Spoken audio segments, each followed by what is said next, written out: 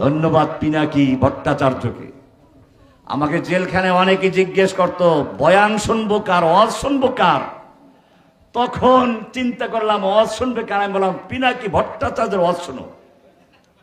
জেলখানায় বসে কারারক্ষী বন্দীরা বলতো হুজুর এখন কোন হুজুরের ওয়াজ শুনবো।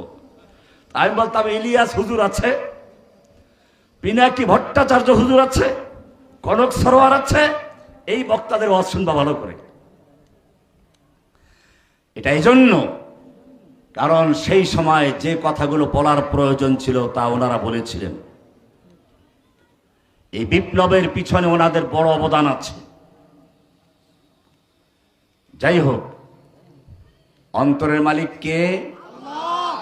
অন্তরকে আরবিতে বলে কলব। কি বলে?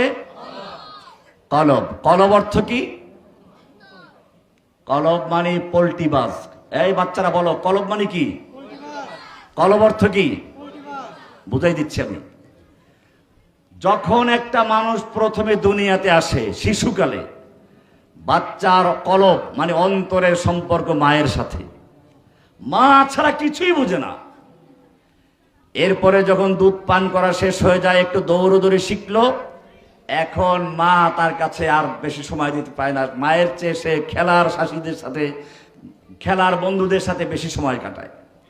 পোল্ট্রি নিল, স্কুলে চলে গেল, কলেজে চলে গেল, ভার্সিটিতে চলে গেল।